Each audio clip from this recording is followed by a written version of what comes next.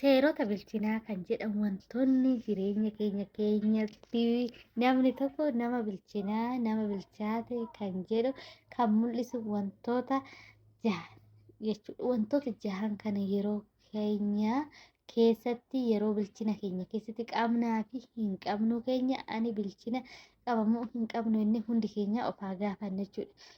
Kanaaf seerota kanarraa tokko lama jennee wantoota jaha ni baranna jechuudha. Tokkoffaa irratti waan hunda namootaaf hin himuu dhiisuu jechuudha. Namni yoo wanta isa barbaachisuu fi wanta himuun isa hin barbaachifne adda baafatee hin beekne kunillee nama bilchina qabu jennee hin amanne jechuudha. Wanti namootatti himamu ni jira, wanti namootatti hin himamne hin jira jechuudha.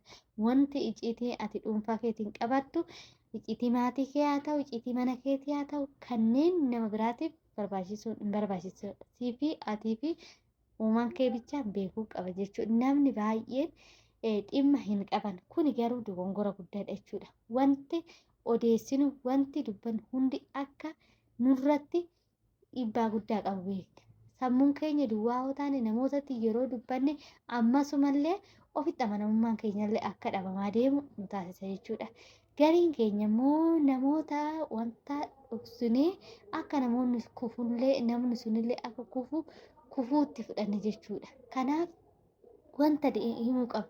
Wantan ani icciitii koo kanan namatti himu nama sun akka irraa baratu yoo hin taane nama san yoo fayyadne icciitii maatii kootii icciitii mana kootii himuun nan barbaachisu jechuudha. Anaa fi uumaan koo bichaan beekuun barbaachisaadha. Garuummoo wanta namas barsiisuu danda'u wanta namni obboleessi koo obboleettiin too irraa barachuu namni dandeessu harmeen too abbaan koo irraa barachuu kan danda'an himuun barbaachisaadha jechuudha. Akka lammaffaatti hiriyaa kee ogummaadhaan filadhu.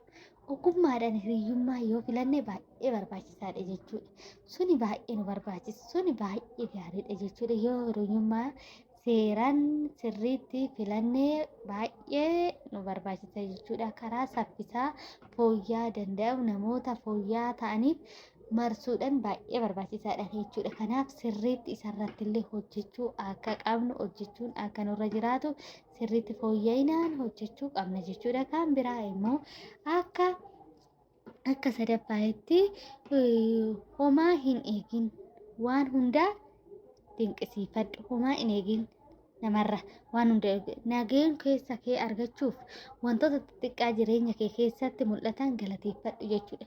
Kanaaf jireenya keenya keessatti sammuu guddaadhaan wanta nu goonu wanta nu raawwannu irra wanta qabnu maalan qaba fayyaa koo miila koo ija koo gurra koo jennee sirriitti kanarratti dinqisiifannaa taasisuun baay'ee barbaachisaadha jechuudha. Kanaaf kana gochuun baay'ee jireenya keenya irratti dhiibbaa guddaa akka qabu beekuu qabna jechuudha. Kan biraa immoo akka afuraffaatti waan dandeenyu hojjedhu. Adeemsattis amani. Wanta dandeenyu hojjedhu. Wanta hojjettu san immoo adeemsa isaa sanitti itti amani jechuudha. Akkuma cimtee hojjette carraa argatte jechuudha. Yoo cimtee hojjette carroonni gaariin illee carroonni babbareedoon illee kara keenii dhufan jechuudha. Kanaaf sirriitti irratti cimtee hojjechuun baay'ee barbaachisaadha jechuudha. Kanaaf kana beeknee akka raawwannu akka hojjennu siniin jedha.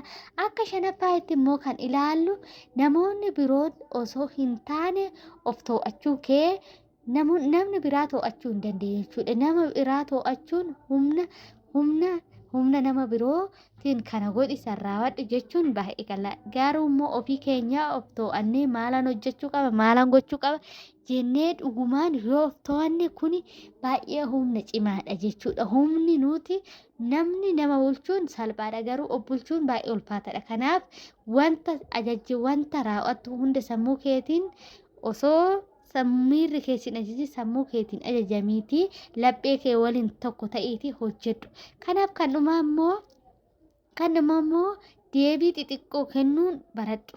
Yeroo kamiyyuu wantoonni namoonni deebii xixiqqoo kennuun akkasumallee to'attuu of godhuu danda'uu qabna jechuudha.